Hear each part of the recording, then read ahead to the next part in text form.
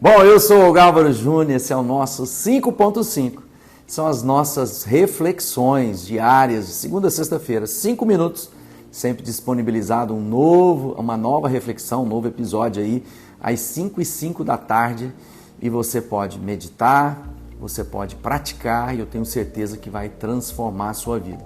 Pequenas porções que vão sendo aprendidas e praticadas na nossa vida diariamente podem fazer uma grande diferença na nossa vida. Nós estamos falando essa semana sobre a Páscoa judaica, né, as tradições do Seder ou Seder, que falam do elemento. Esse aqui é um prato que é servido, eu vou falar dele durante esses dias, essas próximas reflexões.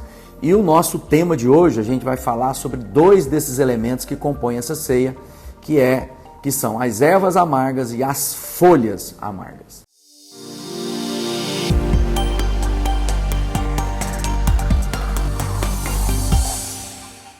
Bom, vamos falar então, começando hoje, né, falando da Sida judaica. Essa aqui é uma tradição que liga os judeus até hoje, em qualquer canto do mundo. Você vai numa casa de uma família judaica na Polônia, ou você vai na Bolívia, e você vai encontrar essa mesma tradição, esse mesmo ritual. Isso é uma maneira de manter identidade nacional e ensinar os filhos a respeito de quem esse povo de Deus é, né? Daqueles que Deus usou para ser sacerdotes, de onde nasceu o nosso Senhor Jesus Cristo, de onde veio a salvação.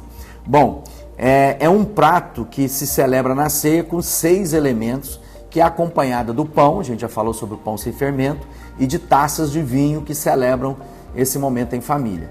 E eu quero falar hoje do mazor, ou maror, né, melhor dizendo, que são ervas amargas, que são raízes amargas, como o gengibre, por exemplo. E elas estão na ceia judaica desses dias para poder lembrar da situação que vivia o povo quando estavam escravos ali no Egito. Lá em Êxodo, no capítulo 12, diz assim: naquela mesma noite comerão a carne assada no fogo, com ervas amargas e pão sem fermento. Ou seja, quando eles celebram isso, é para que a gente possa parar e pensar, bom, que vida de amargura foi aquela que Deus nos tirou.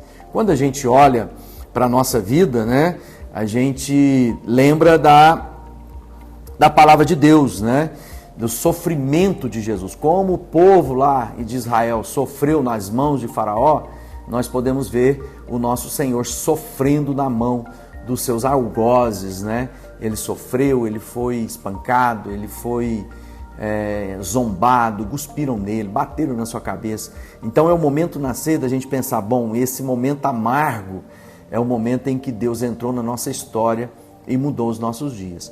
O mais bonito de toda a história da Páscoa é que ela não se propõe apenas de remoer ou reviver as dores do passado por si mesmo. Ela tem um processo didático de ensinar, olha, apesar das dores que o povo viveu, Deus entrou na vida e mudou a sorte. Então, quando a gente olha lá para esse elemento, né, das folhas amargas e picantes, às vezes eles usam lá o alface amargo, a chicória, e eles, quando eles comem isso, é uma maneira de dizer, olha, Deus reconciliou, né? E aí a gente olhando para Jesus, e o bonito da história é ver Cristo em tudo isso, né? Isaías diz, né? O castigo que estava sobre ele foi o que nos trouxe a paz. Ou Pedro dizendo, né? Ele fala assim: se vocês suportam o sofrimento por terem feito bem, isso é louvável diante de Deus. Para isso vocês foram chamados, pois também Cristo sofreu no lugar de vocês, deixando exemplo para que sigam os seus passos. Ele não cometeu pecado algum, nenhum engano foi encontrado na sua boca. Quando insultado, não revidava. Quando sofria, não fazia ameaças, mas entregava-se àquele que julga com justiça. Ele mesmo levou em seu corpo os nossos pecados sobre o madeiro, a fim de que morrêssemos para os pecados e vivêssemos para a justiça. Por suas feridas, nós somos curados. Ou seja, o apóstolo Pedro está dizendo, sofrer como malfeitor não tem virtude nenhuma. Sofrer quando fazemos o bem, aí só aqueles que entendem e se identificam com as dores de Jesus podem passar por essas dores da vida sem que essas dores nos deformem, né? Tragam um coração amargurado, uma mente ressentida. Então Deus está dizendo, nessa Páscoa, lembre da amargura do nosso Senhor, para que a amargura que você enfrentar nessa vida não transforme você em uma pessoa amarga.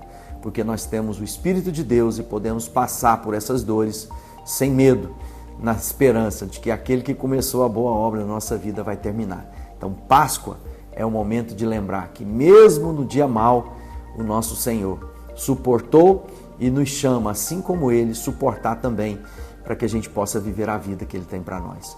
Uma feliz Páscoa.